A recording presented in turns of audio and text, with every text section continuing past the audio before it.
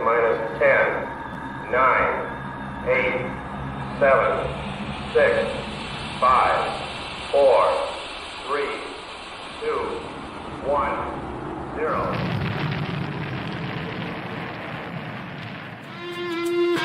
It's the Rocket Hour. Y'all are now tuned in. Time to hit the pick four that you'd love to win. If your money's coming slow, step on the faster track with your host, Ricky Pasternak. Let's go.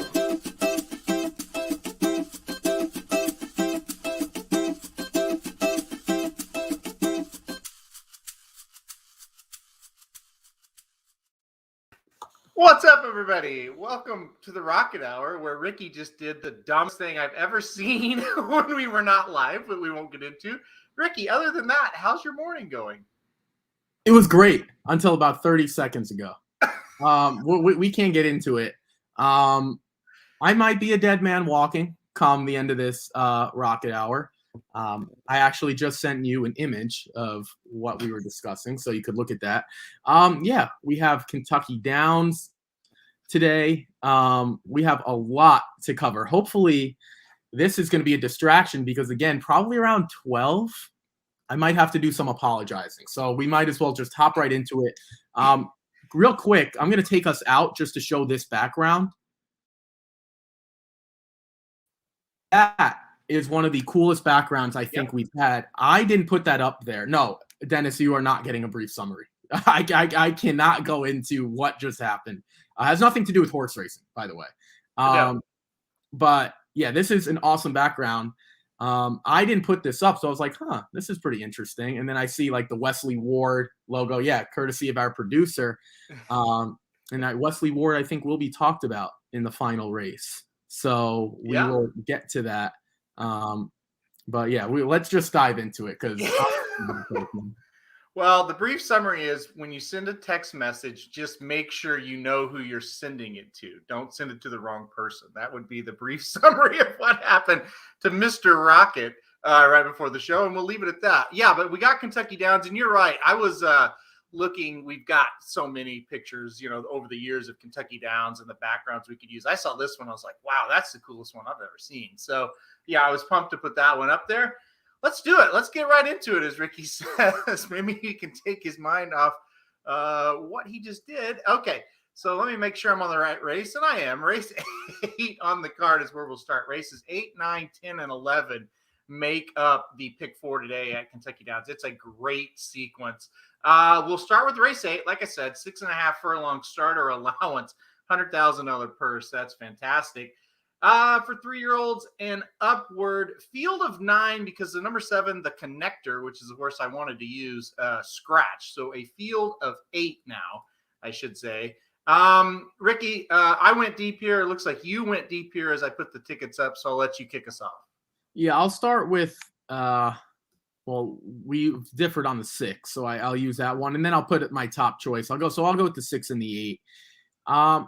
I thought Lamartine was interesting, cutting back in distance here. Ran in a stakes race at Ellis Park and hadn't run on the turf in a long, long time. But if we kind of look at this horse's turf efforts, they're not horrible. Now, it's interesting. Why did this horse get back on the turf? If you look at the pedigree on the bottom side, there is a lot of turf pedigree there. The Shanghai Bobby part with the sires, not too much of a turf pedigree, but there is some there. Adam Beschizza has actually done a really nice job so far at this meet. Obviously, all the races are on the grass, but he just seems to get a better idea of how these turf runners are going to play out and certain things like that. And I think a lot of stock needs to be put into these Ellis Park races. They seem to have come over. They seem to have translated well. So I thought this horse made sense. I'm with you on the 7. That was the horse that I had actually put on top, and that horse got scratched out. The other one is the 8, Bad Beat Brian. This to me is more so Mike Maker, Jose Ortiz. Fine, that makes sense. But if we're going to look at the tracks that he's been running at, just going back to April, Keeneland, Churchill twice, Del Mar twice, you just assume that those tracks, those circuits, those types of efforts should translate here. Jose Ortiz obviously is a much better rider than he's had in the last two, which is Trevor McCarthy, Kent DeStormo. And prior to that, he did have Ricardo and Tyler G and things like that. But he is getting back into Mike Maker's barn.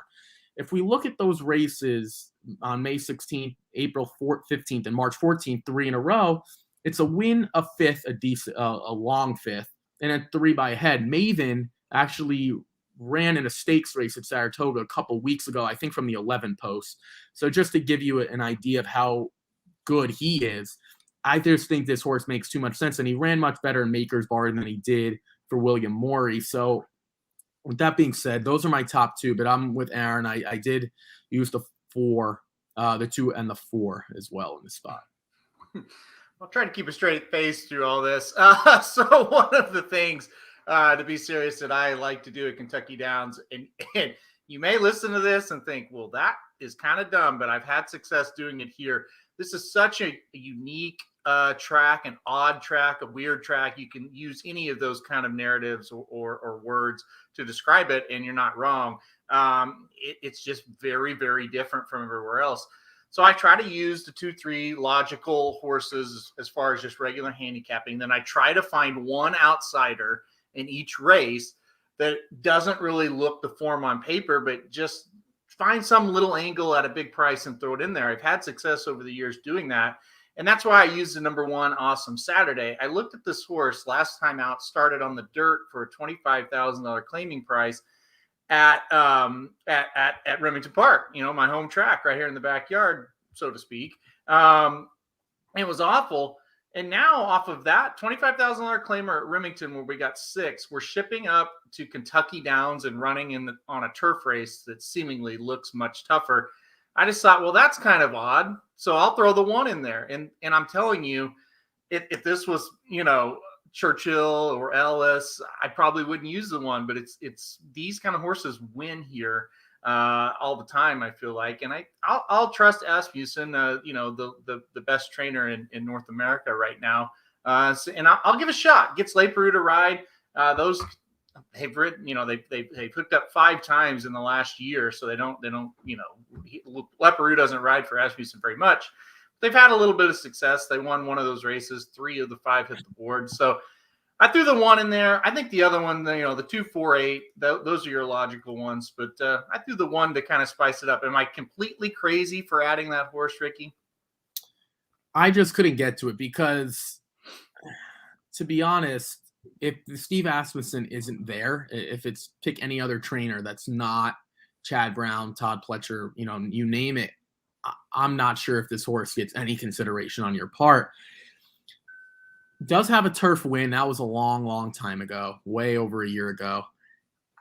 I mean, the point of crazy horses winning at this track, I can't refute, because there are some horses over the last week or so or yesterday that I looked at and I was like, I couldn't make sense of it. So if it's hard for me to refute any horse here at Kentucky Downs unless they just look horrible. I don't think he looks horrible. I just would have needed, realistically, I thought some other horses just made a little bit more sense. Like I even thought the 5 made a little bit more sense than even the 9. So I probably would have had to go extremely deep. But I guess to Dennis's point, I talked about the 9 a little bit, but I don't think they're crazy. But I do think they're horses that are a couple tiers better. Yeah, so the 9, to Dennis's point, that's the first one I left off here, and I was between the 1 and the 9, and I just kind of thought, well, I want to try to get that value thrown in there with the 1, and I think the 9 will get bet. I think wins on past performances get bet, and so even though this horse is 8-1, and maybe you look at it from a speed figure standpoint, it's like, yeah, it might be just a touch below coming out of Indiana Grand and now coming here. It's not that big of a class jump. If anything, I think it's pretty level. I just think the horse might be a touch slow on the speed figures, no matter which ones you look at. The 9, I guess, you kind of touched on a little bit. Was that one that you were just barely left off or just was a no for you completely? Yeah, the 9 was the last one for okay. me. Again, like if I had to rank them, I would have gone for horses I didn't use. I would have went 9, 5, 1, 3 for all the horses that I didn't use, like 5 through 8, I guess. Mm-hmm. For me, I'm not even sure if the 9 is a better turf or dirt horse, to be quite honest. If you look at the numbers, it's finishing the money in 4 out of 7 on the turf with 2 wins, which is impressive. But if you subtract that, I mean, we're looking at 12 dirt starts. There's 4 wins, another second, another third. I mean, clearly English Channel, you would think that's better turf, but he wasn't horrible on the dirt. His last 2 efforts have been on the turf, and they have been impressive. To be honest, I just don't know what that turf stakes race was. Like, I don't know any of the horses in there. Decent price at 7-2. I know you haven't been Florent Giroux's biggest fan as of late. I'm so on him. Like, I don't hate him, don't love him, whatever. I know you're a little bit more towards I don't love him right now. Again, I just think he's a step below the horses that I put on my ticket as well. Yeah, Florent Giroux, I still like him. He used to be one of my favorites. I just don't think he's riding very well this year. But I still don't look at it as a negative. Maybe I should. Maybe I'm hanging in there with him a little too long. I don't know. We'll see. But yeah, I think you're right. It's just I'm just a little sketchy on who this horse is beaten. But yeah, I mean, I think the 9 makes a little sense if you want to put him on a ticket. All right, let's go to the next race because it heats up in a big way here. Race 9, we get into stakes action. The Juvenile Sprint Stakes, 6.5 furlongs, a $500,000 purse for 2-year-olds here. A field of 10, no scratches. Another one. I thought we had some quality runners here. It looks like we're sort of similar on who we used here, so I'll let you kick us off. Yeah, I'm taking a shot already against the Wesley Ward horse, so I will see if that comes back to bite me or not. I think the 3, Masetto, is interesting. We don't really know much about him, obviously coming over from Ireland and England, running at Ascot in the Grade 2 Coventry. But there's one thing I want to point out, and I guess I'll bring up your 10 because you also use I'll talk about the 6 a little bit, but you did use the 5. The 3 and the 10 are coming out of the same race, and the 3 was just so much better. I'll let you talk about it after, but to me, it's like, was that a fluke? Was that not? They both have to deal with coming back to the United States. That the 3 also has double the amount of races, even though they both only have 1 win. One is 4 versus 2 starts. I think that's a massive difference. And I also think the Wesley Ward horse is just going to be bet because it's Wesley Ward turf sprinting in the United States. I just think that's something you have to deal with. Again, the 3 is 7-2, so it's not like the horse we're getting a crazy price, but there's really nothing in my book that makes the 10 better. Again, we both used the 5, so I'll skip him for a minute. I thought the 6, Pure Panic, was interesting. Summer front horse and wins on debut for Martin Garcia for Mike Baker. Goes to Ellis Park, wins easily, then comes to New York and runs in the Skidmore. Averly Jane, I believe, is another Wesley Ward horse who won the Skidmore. So, and that was taken off of the turf. So, in theory, I don't know if he would have won or not. In theory, he's still undefeated on the turf, and he didn't run poorly. Now, Averly Jane might just come romp this field if he were to run. I'm not entirely sure. This is a pretty quick turnaround, I will say. August 20th to September 9th.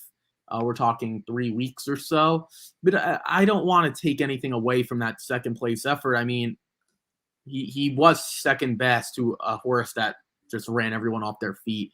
So I'm interested to see, how he gets back to the turf. But I'll throw it to you now. Did you consider obviously you used the 3, but what made you want to include the 10, knowing that the 3 was so much better when they ran? And even though it's 8x4 for the 10 and 3, the 3 ran 4th by 1 3/4. To me, that's a decent amount when you're turf sprinting. So what kind of made you, was it just the Wesley Ward thing, or you actually think this horse is going to really take a big step forward here?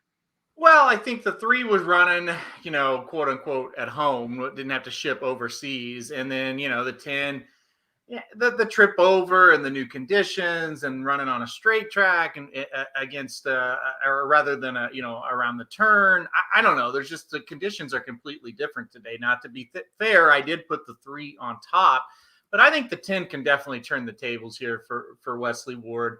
Coffee Maker was a horse that scratched out of a race at Saratoga that I thought this horse was going to win. Very good debut winner for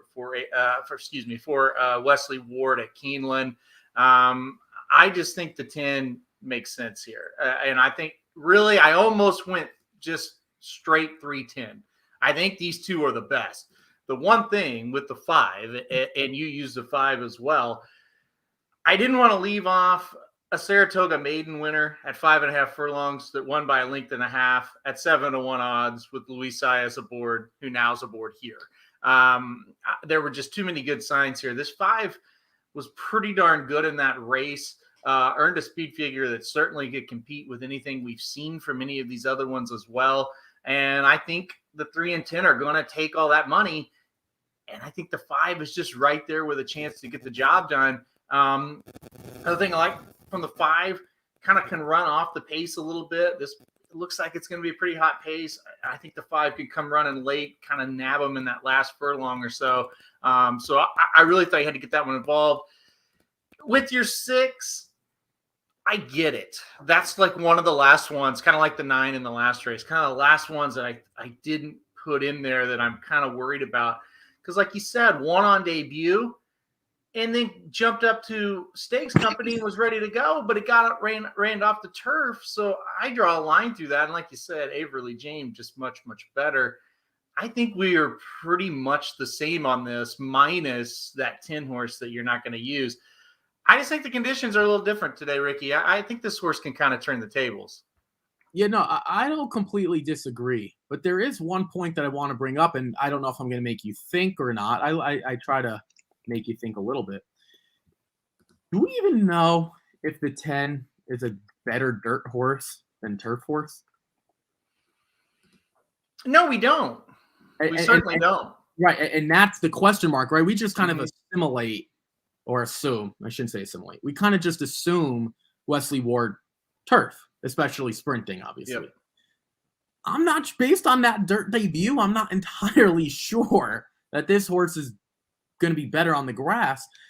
I'm willing to say that if he doesn't win here, the next time we see him is on the dirt.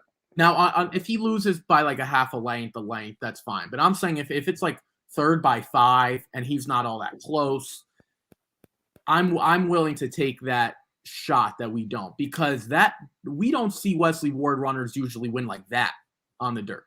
Now at Keeneland, they go 4.5 furlongs, and that's when he really tries to break them in. But at the same time, it's like they're usually winning by a length or 2 or things like that. To win by 6.5, drawing away, I kind of mark that horse down as maybe he's a dirt horse. And to your point, though, John Velasquez was aboard that day. He, for whatever reason, Wesley Ward gives his best runners to Johnny V. I'm not sure why. Yep. I don't have any reasoning, but it's not like, oh, I'm going to give him to Luis Saez, Iriders. He's like, no, I'm going to give him to John Velasquez, his best 2-year-olds, boys or girls, doesn't matter. So I like that aspect.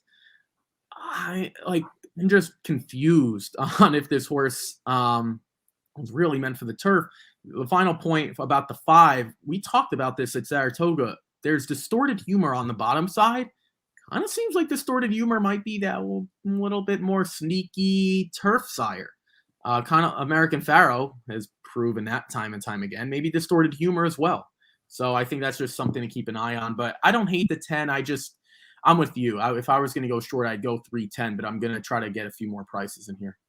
So Jason says he's late to the chat, but all will be forgiven for you, Ricky, if you hit this late pick 4. So what about for you? What about for you as well? You're attempting the pick 4 also. Well, I am, but I don't need to be forgiven. You are the one that has to be forgiven today. So yeah, we're still waiting on a response from the other recipient. So. Yeah, we'll see how that goes. Jason also says he's new to the game. But this track is tough. It is very tough. But as Aaron D says, and it pays. So that's the thing. Yesterday paid a huge amount for the late pick 4. Dennis says, I'm all over the 6. I like the 7 as well. 6 is a top choice. I also like the 10. The 7, Detroit City, a winner last time out at Ellis Park by 3.5, first time on the turf. Dennis, my biggest problem with this horse, I'm just afraid the pace scenario today is going to be a lot different for Detroit City. And I'm just kind of worried that he's going to be able to hold on. What did you think of the 7? Yeah. Okay. I'm gonna try to be nice since hopefully that's karma. Yes. Yes. So here's the case you can make for the 7, and I don't know if I'm not gonna make a pace angle because I don't think he's nearly as fast as some of these other ones that want the lead. In his only turf start, he was really, really, really good. The problem is he lost the same race that Red Danger is coming out of.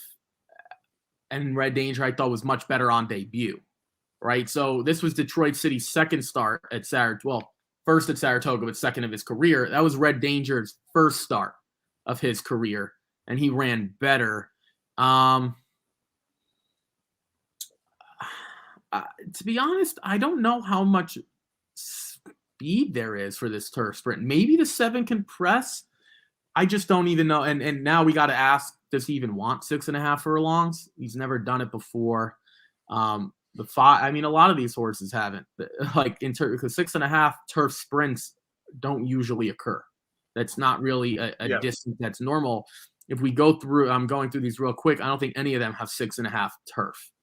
So most of them don't even have a mile. The one has a few mile races, but so Dennis says the 6 is my top choice. Yeah, I'm on the same page. I don't know. I think Averly Jane might be a freak, and if he is a freak, we can't take anything away. Yeah, I have nothing to add about the 9, so I'll let you take that one. You don't like the 9? Not at all.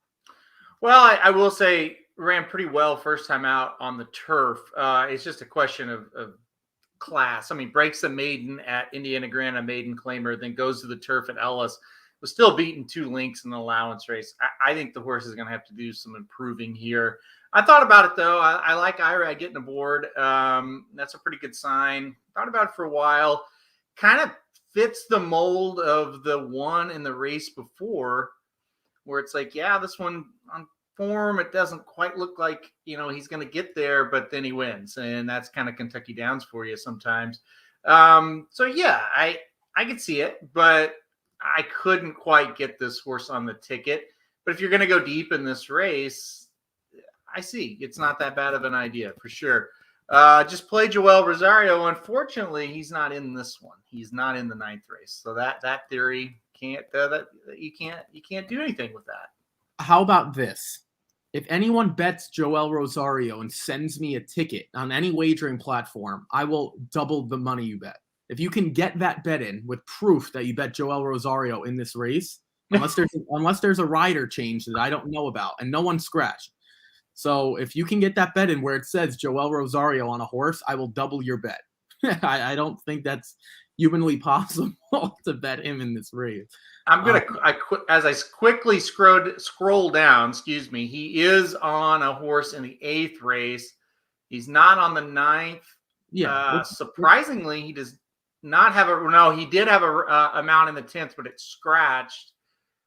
He does have one in the 11th. So maybe we can talk about him in a couple of races. Yeah, but he's not in this one, unfortunately. All right, that's a good segue, though, because Joel Rosario was riding in this 10th race here, was riding the 2 Fate Factor, not anymore. But we'll move on to the 10th race. It is the One Dreamer Stakes, going 1 mile and 70 yards with a $400,000 purse for fillies and mares, 3-year-olds and upward.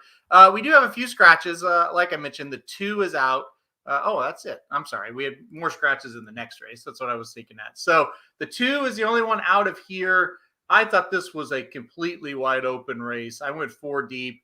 Looking at your ticket, you did as well. So you can kick us off. So good news. I've been forgiven. On the other front, just between. I need proof of that. You're gonna have to send me proof of that. No, I will. Okay.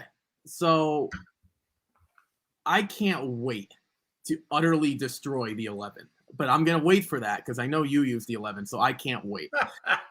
We did use the 7 and 10 together, so I'll talk about the 1 and the 9. I thought why Tez was interesting. The problem with her is she really needs the perfect setup. And to be quite honest with you, I don't know how she gets it. She's going to get shuffled back. Like, I think she's really talented. I always have, and I think she fits in here. some of these allowance races at Churchill and Saratoga, look much better on paper. 2 starts back, she was solid. The last time out, she was 3 wide and out kicked by some of the other horses in here. I just think she's a decent price. I'm not the biggest fan of her, but I'll take the price because there's some other horses that I don't love completely.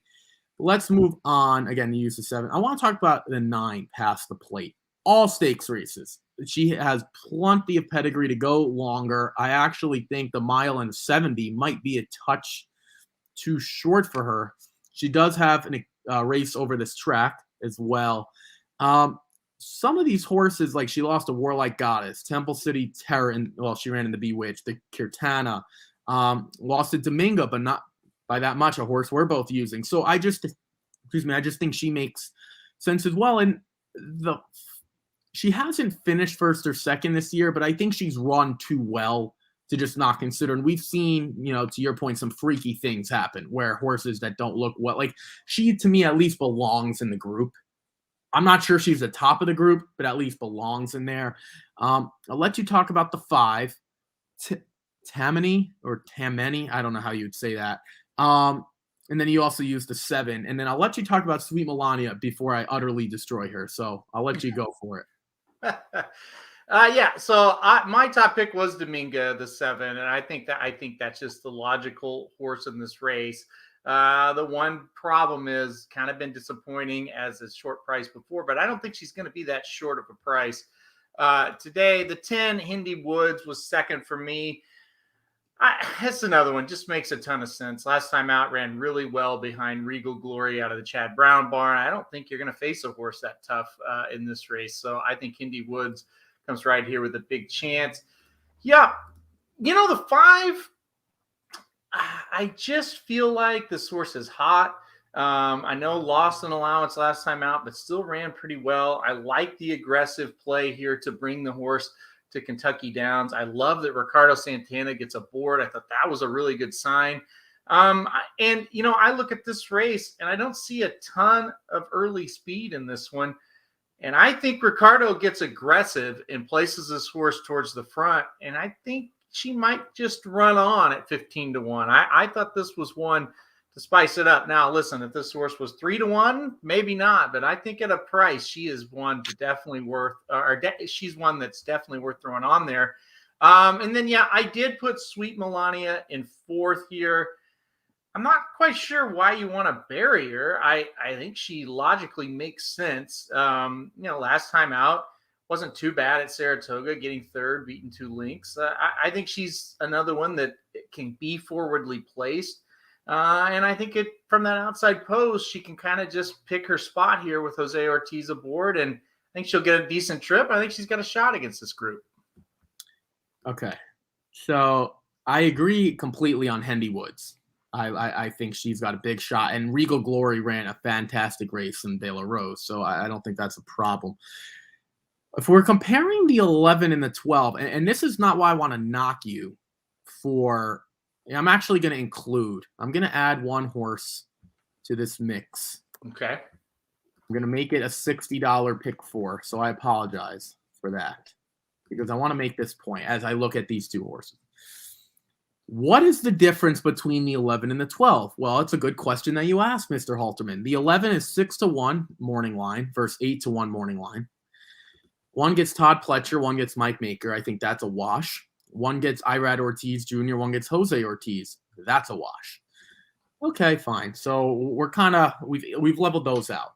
But the 11 just lost to the 12 last time out. The 11 set the perfect trip, knocked 2-3 wide into the final turn coming down the stretch and made no room for improvement. Was 2 lengths off the whole time.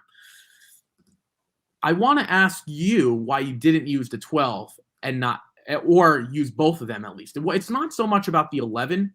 It's more so that the 12 just beat this horse. They're literally lockstep in terms of post position.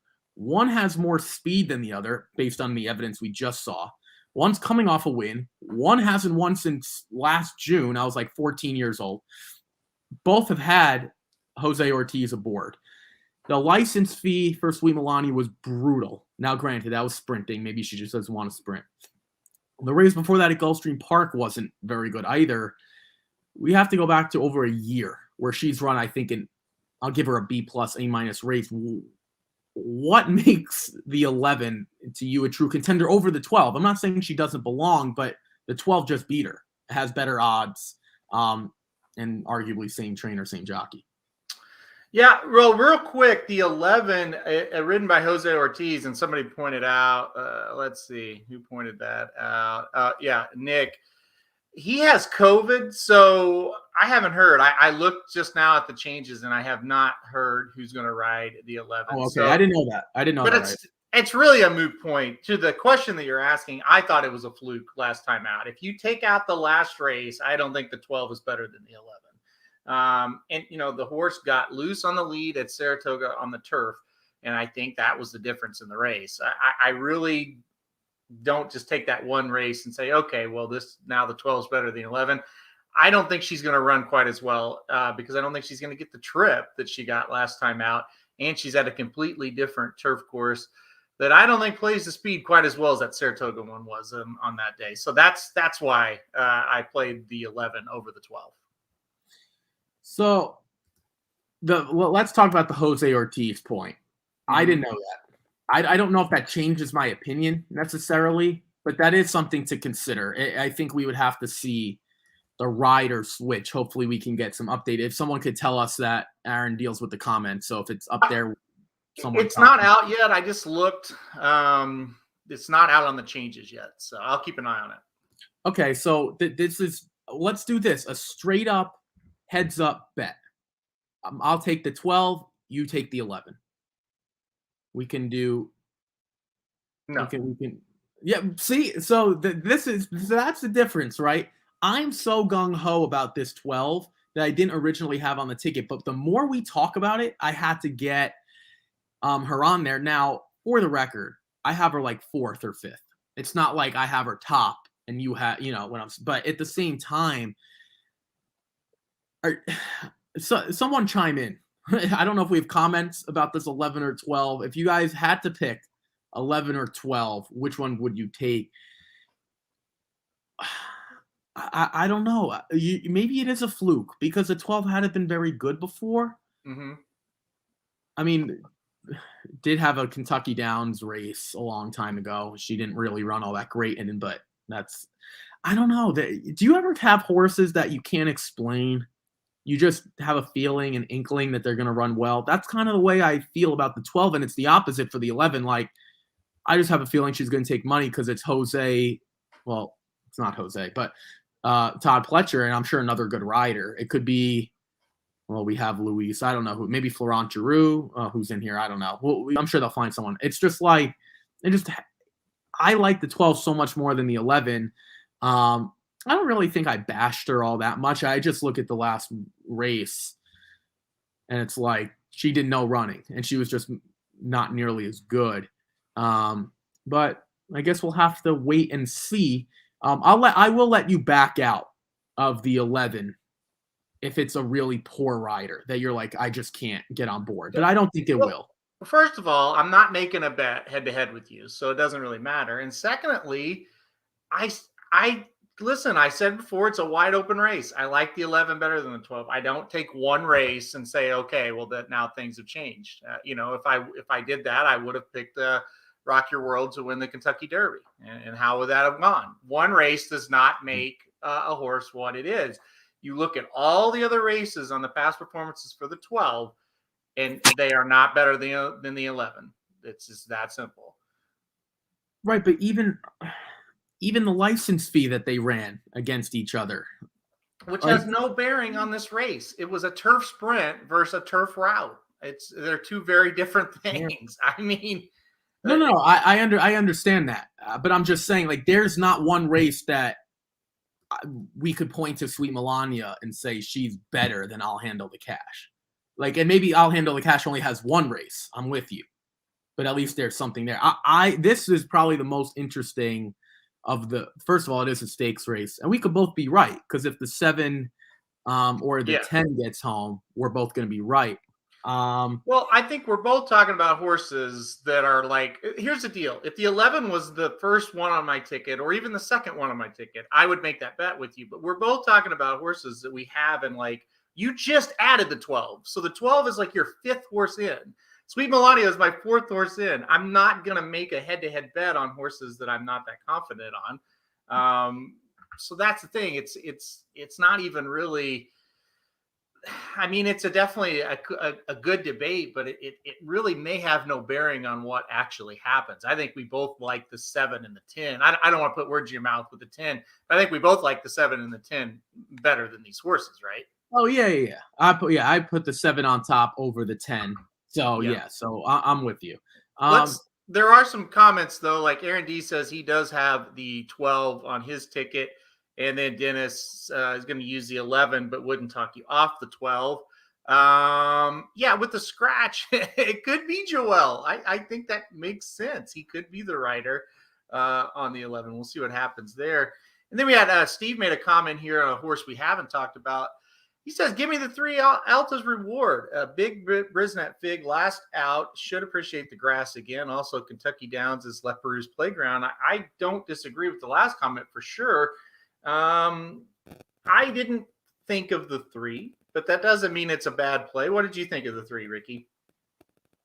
I mean, I don't like to assume things in horse racing, right? So, and what I mean by that is we've seen 2 turf starts on different spots, one back in January, one back in July, so a couple months ago. Neither of them were really all that good. And the betting public told you that she didn't really belong against allowance optional claimers at 17-1 and 11-1.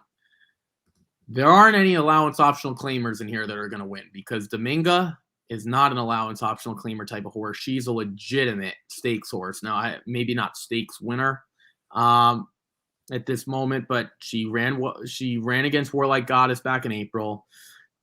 She's on the warpath twice, almost beat her twice. And then in 80,000 allowance optional claiming at Churchill Downs, she rolled that field. Absolutely rolled 3 starts back.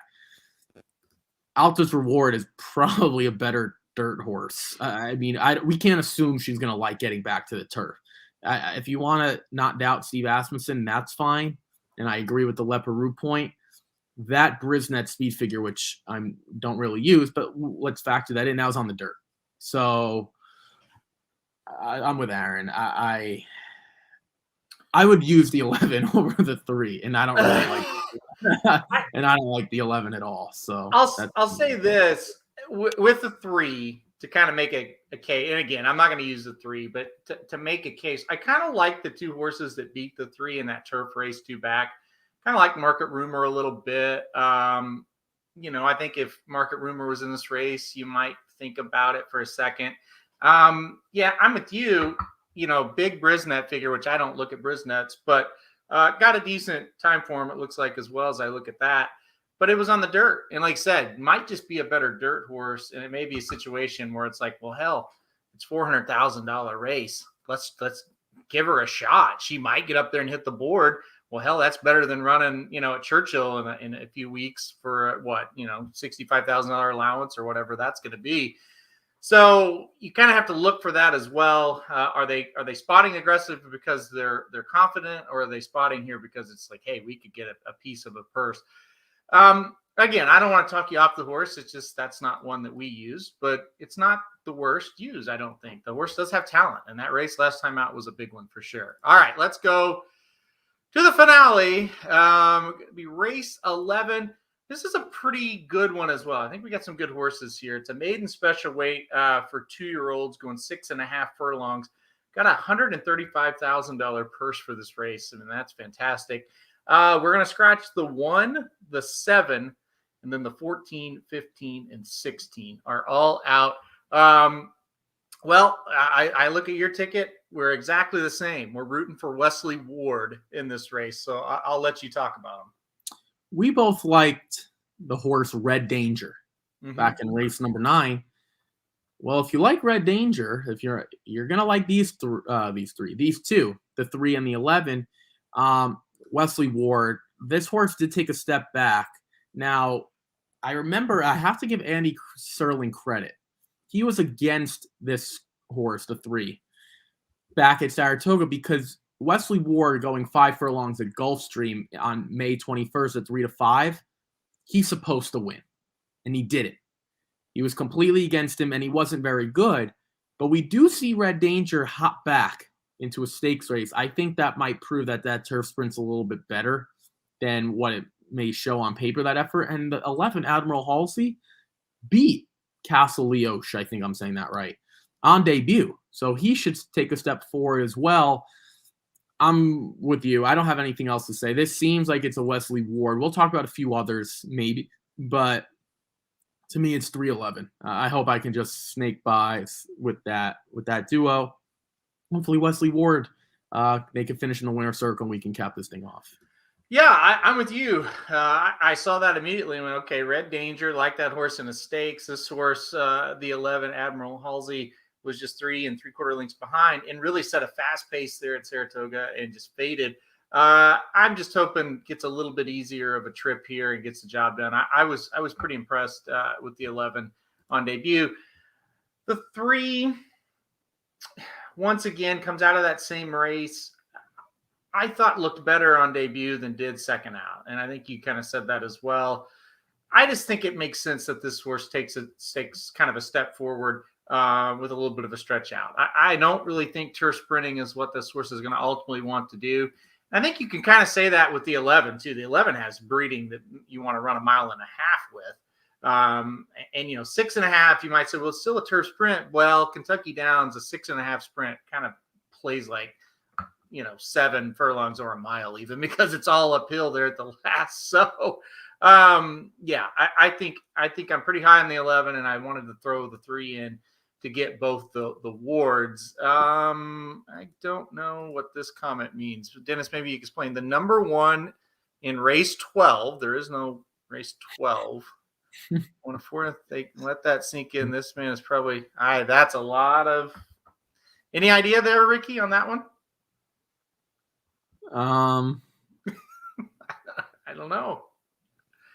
All right. Alex Atchard. Mm-hmm. He's even riding at Kentucky Downs? I don't know. He's on the number 12. Okay. So there's that. So he's talking about the 12 in this race. Oh, okay. The first time starter. Okay, we deciphered it. We did it. First time starter. I don't know what that had to do with anything. I needed like a grad degree to figure out that comment, Dennis. All right. Yes, so maybe Dennis is saying he's partied so much that don't bet the 12 here. Alex Atchard is going to be 10 pounds over today. Is he riding 10 pounds over? Yeah, I don't even know what to do with that comment. Okay. With that being said, I have literally zero interest in the 12. Like, you can make a case for some first-time starters, and usually what I like to do with first-time starters is look at the pedigree. And then before even the trainer, like, yes, the trainer's important, but like the 13, for example, since I'm looking like More Than Ready by Empire Maker. Okay, that suggests the horse should be bred at least for the turf. Doesn't mean the horse is going to run well on it, and doesn't mean the horse is going to compete here, but at least it's a building block. Union Rags by Harlan's Holiday is not nearly as good. The 6 something. There's a lot of Liam's maps, I guess, in here. And Union Rags as well. Like, I would take a shot with the 2 again. Not that serious. Like, that's a horse getting Jose Ortiz. Mike Maker's going to put him back into the spot. Like, that's the type of horse that I would just take another shot. Yeah, that one definitely has the look of a second-time starter that might improve. And here's the problem. I thought about playing the 2, and then I thought, well, if I play the 2, I probably need to play the 8. That horse last time out at Ellis Park was in the same race as the 2 and nearly won. And then it's like, I can't go deep here. I can't go deep in every race, So I thought, okay, I'm going to take a stab with the Wards. Well, I shouldn't call it a stab. I'm going to, take my shot with the Wards and go on, because they do look to be like the logical 2. But you can make cases. There's no question. Yeah. Are there any other comments before we wrap this up. Anyone else want to talk about another horse? In all seriousness, the only horse I can see on paper beating the 3 or 11 is the 8. So he's talking about Atras, who just mentioned. 8-1 on debut last time out at Ellis Park and got second beaten a length and a quarter. Yeah, another comment. I agree. Breeding on the 13, Rule the Empire, is strong. This horse 15-1. Jason Barkley, first timer. Not too bad with first timers. This horse certainly looks like 6.5 furlongs on the turf can be where he excels, right? Yeah, no, that's what I'm like. If you're just taking a shot with a first time starter, so obviously that excludes the 3, the 8, the 9, the 11, the 2 as well. It's like the 4, I guess. It's like, all right, if I want to try a first time starter, I don't want to try or it's like I'm going to use the Wesley Wards, but I want someone underneath. Like the 13 could make a lot of sense. I think James Graham is more than good enough. Jason Barkley is more than good enough. If this horse can run, he could easily finish 3rd or 4th. So maybe that's where you factor in a long shot, something like that. Yeah, Josh Eubank says for firsters, pedigree and big works for me. Haven't found anything in this race. I kind of agree with this comment as far as looking at the firsters. It's kind of rough. You kind of look at them. Yeah, I don't think any of these are great. So that's kind of why, I was leaning towards horses that have started and even, in 3rd and 4th, talking about the 2, talking about the 8, horses like that. The first I liked the best was the 6.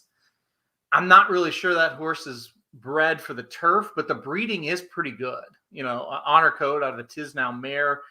But, and I'm not a big workout guy, but obviously for first time starters, you're going to look at workouts a little bit, and they look kind of slow. So. Yeah, I also don't even know forget about the surface. I was going to say the distance, but I don't know if this is the right distance. Again, the 6.5 on the turf here does play a little bit longer, probably, at 7.5 mile. But I'm with you. That honor code pedigree doesn't jump out to me compared to like the 13. If we were to say like 13 versus 6 or 6 versus 13, go in order, at both 15-1, I would much more willingly take the 13 if I had to pick. Yeah. I'm with you on that. This comment, a California Chrome horse won the first time starter, won the last yesterday. Did have a solid work at Indiana Grand 2 back. But like I said, California Chrome out of his wonderful mare, not one you think would win first out on the turf, but it does happen. No question about it. So, trying to think, don't say if there's anything else. I think TVG said that horse was only 5,500. Yeah, so kind of like California Chrome himself. Cheaper horse there, gets the job done at huge odds. Of course, in that race with the 1 and 1A, that was kind of a debacle what happened with him. But we're not going to get into that. That was yesterday. It's today. All right, Ricky, why don't you summarize your ticket for us? I'll do the same, and we'll get out of here. Yeah, so first was a $48 ticket. If you guys joined right away, it's now a $60 ticket. I'll start in race number 8 again, 8 through 11. And the 7 was a big scratch for both of us there, but I think this is still kind of wide open. I went 2, 4, 6, 8. Then I went 3, 5, and 6. I'm using the European Invader Maceto, who faced the 10 Coffee Maker. I just thought that effort was going to be better. But I do think the 5 Red Danger and Pure Panic will have a say as well. In the 10th, I went 1, 7, 9, 10, and 12. That's the 1 Whitez, 7 Dominga, 9 Past the Plate, 10 Hendy Woods, and the 12 I'll Handle the Cash. I'll Handle the Cash I got to admit, has looked a little bit better since he went away from Ray Handle. That was the Ray Handle's horse he trained a long time ago. It's now Mike Maker's horse, and he kind of looks a little bit better. And then in the last, I just went in the 11th. I went 3 and the 11 in the 11th, just the Wesley Ward. I just hope one of them runs well. They're both coming out of a good race. That Red Danger one that I just talked about. So it's a 4 by 3 by 5 by 2 ticket, and that should be $60 if you play it. Yep. All right. Before I do mine, I want to throw this comment. No, sorry, Dennis. I'll get to that in just a second. Good show, dudes. But I want to put up Laurel. He's going to play Laurel today. Steve, Laurel's back finally. Yeah. I've always kind of liked to watch Laurel. I tread lightly there as far as playing it for a lot of big money, but I like to bet it. So I'm glad that it's back after a long hiatus, and they were at Pimlico for so long. So welcome back, Laurel. Just wanted to throw that up there real quick before I go over my ticket. $48 for me today. 1, 2, 4, and 8 in the first leg. I'm just trying to get through that one. The 9th race, 3, 5, and 10. I really like the 3 and the 10. So if you want to cut it down there, I can understand it. But the 5 Red Danger is one I just couldn't leave off. Winning that race at Saratoga last time out, I thought that was pretty impressive. Race number 10, 5, 7, 10, and 11 for me in the most wide open race of the sequence, without a doubt, in my opinion. And then in race 11, I stuck with the 2 Wesley Ward runners, as did Ricky, with the 3 and the 11 to wrap this up. $48 ticket. Yeah, I think it's hittable. I don't think it's going to be just a crazy pick 4 sequence like yesterday, but I do think we can see some prices come in here. Let's see. We've got great show. Let's get it. Let's do. Hopefully we do. What is this? TGAF wrap up 2 times. Could have ran 3rd and didn't care and rode a horrible race in the last. I'm having a hard time trusting TGAF right now. Trust him. Don't do that, Dennis. Yeah, I don't. That's not. You need to not do that. Yeah. Well, especially because this is like his area. And what I mean by that is Kentucky. Like Saratoga, maybe if you don't want to trust him, that's fine. But he is like Kentucky. Him and Ricardo are Kentucky. Now, that's not to say Jose Ortiz, well, I guess he has COVID, but Irad and, those shippers and Joel don't make sense. But he really knows the Kentucky circuit through and through. So if you like one of his horses, I wouldn't stay away. Well, let's and I didn't see the same thing you did, Dennis, but let's assume you're correct. And he didn't try to get 3rd. Well, if you're betting pick 4s, it doesn't really matter if he tried to get 3rd or not. I have a good feeling if you're betting pick 4s, pick 5s, pick 3s, and he's got a shot to win, he will try to win. So I guess at worst, make a note that maybe not play him, underneath for the 3rd spot. I don't know. That's where I'll leave that. I don't take much stock into that one. Okay, Ricky. Let's see. We got about 8 minutes left. Is there anything you'd like to talk about? I could imagine there's probably one thing you want to talk about that's happening tonight to kind of wrap up the show. Oh yeah. I believe there's the first NFL football game. I don't know. I've been seeing some rumblings. I'm not really sure if that's happening or not. Yeah, we can dive into that. Don't, at least from your end, don't give away too much, because I know you have the dudes who bet, podcast, live stream, all that good energy, all that type of stuff. So you don't give away too much on your end. But I guess I'll go. I think the line has crept up almost to double digits at between 9.5 now. It's now at the point where it's a stay away for me. It just seems like a lot of points on opening night. I have a better feeling of playing the over because I think the Bucs will just get out to a big lead. I'm guessing something like 21-10 at halftime. And I just think the Cowboys are playing catch up. Dak has shown the ability to put up big time yardage numbers. He showed that through the first month of the season before literally a designed run against the Giants that ended his season. His legs snapped in ways I didn't think it could. But he has that chance. Now, he hasn't played since that time. No preseason games, no nothing. But that's where I would go. I just think there's too many points. And you could see like a backdoor cover that would hurt. To me, I think when it opened, it might have been like 6.5. And now that's all the way up to 9.5. I wouldn't be surprised if it gets to 10. If it gets to 10, that's a really, really, really bad number. Yeah, so 8.5 there. I see 9.5. Yeah. There's no difference between 8.5 and 9 to me, or 9.5, because the numbers you want to keep an eye on are 3, 7, and 0. 3's for field goals, 7's for, well, let's assume people are going to make extra points. So 3, 6, 7, and 0. Zeros are 10s, obviously. 8 and 9 isn't really that big of a difference. But I wouldn't mind playing the over because the Bucs are bringing every starter back, and I think the Cowboys will be down a lot. So I'll throw it to you. But again, give away as much as you want. But what are you thinking about tonight? 8:20 Eastern time is kick. Yeah, it's going to be a hell of a time. And like I said, Dudes Who Bet Sports coming up in about an hour and 5 minutes. And Papa Dude and I will be on talking about all the games from not all of them, but the major games in the NFL and the major games in college football. And this certainly will be one we talk about. You're right. This started at like 6.5. And last night when I was cruising around, some sites had it at 9.5. I think 8.5 is the right number if you want to play a side. I think you play Tampa minus the 8.5. I'm very shaky on that, but I do want to pick a side here. If that number starts to creep up anymore, you get a little bit worried. And like you said, I shouldn't say anymore. If it's 9.5 versus 8.5, I don't think it really matters. If it gets double digits, stay away from it. But I think opening a night on the road, I think Tampa covers at 8.5, but I'm with you. I would not play much on this one. If you just want to bet it, you want some action, I get it. I'd go Tampa. If you're patient, I'd lay off of it. I think it's a tricky line. The over, I think, seems safe. I think over 51.5, that seems pretty safe. Yeah, so I'm looking now. I think DraftKings might be up to 9.5. Again, this was Mike Samich's point of just shopping for lines.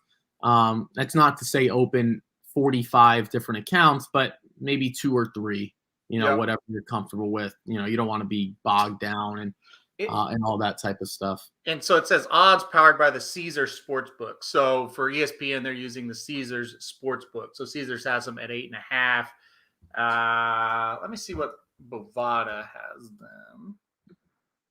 Yeah, it's really all about, just trying to find the best line because again, you get to 10 now.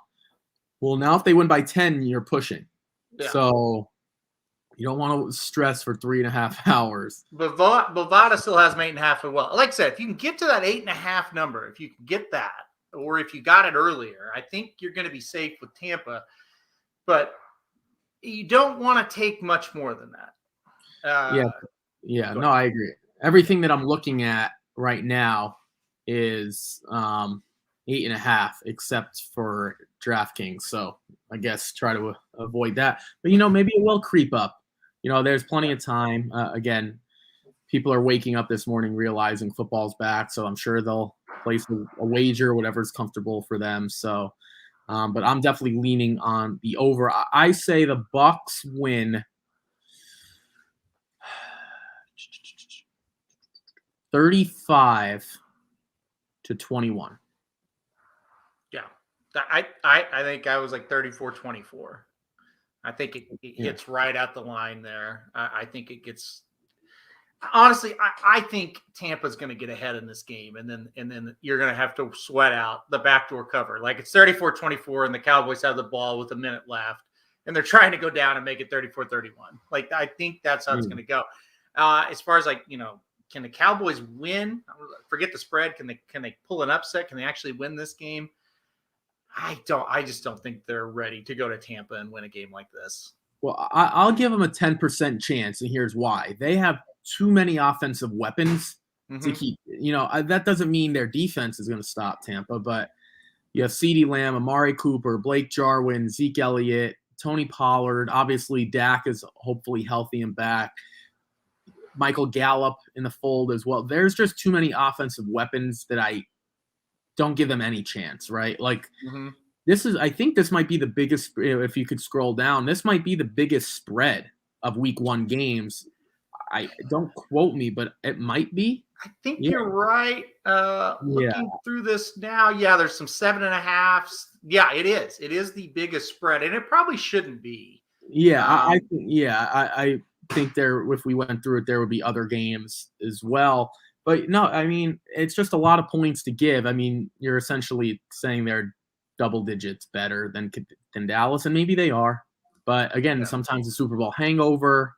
Who knows? You would assume that's not the case with Brady, but that's where I would go. I would go with the over. I think there are going to be plenty of points scored, and so you don't have to stress out that late action cover and late in the fourth quarter, 2 minutes left. So okay, we're going to end it with this. And we're going to make our predictions before they even play one snap, okay? Who will be in the Super Bowl and who will win the Super Bowl? I think the Chiefs are on a mission. It's Yeah. kind of like that San Antonio Spurs thing when they lost to the Heat. I think it was 2014. Ray Allen hit the shot, and then the Heat ended up winning it. And the next year, the Spurs were on a mission. So I'm going to go with the Chiefs. I think this is finally the year, where we get Chiefs and Packers, and it's going to be this story of if Rodgers wins, what happens? Does Mahomes officially take over? Because we know Brady's on his last legs. It's pretty much Brady and Rodgers. So I think for the first time we actually get that. I'm hoping for that as a fan as well. So I'm going to go Chiefs and Packers. Hopefully the dysfunction in Green Bay is kept to a minimum so they can try to win a Super Bowl. All right, I'm going Chiefs as well, and I think Chiefs get the job done this year. I think you're right. I think the Los Angeles Rams are the team to watch this year out of the NFC. I think we're going to see Matt Stafford, and we're going to see what he's truly made of. No excuses now. They should win games there at Los Angeles. So I'm going to go to the Rams. A couple years ago, we thought we were going to get Chiefs Rams, and we didn't. And so I think this year we are going to get it. So Chiefs Rams for me. Chiefs win it. I agree. I think they're on a mission. Here's the thing. Those teams that lose the Super Bowl, they usually don't come back and play very well that next year. So the Chiefs are going to have to break that trend. So we'll see. We'll see what happens. But it's going to be a lot of fun starting off today.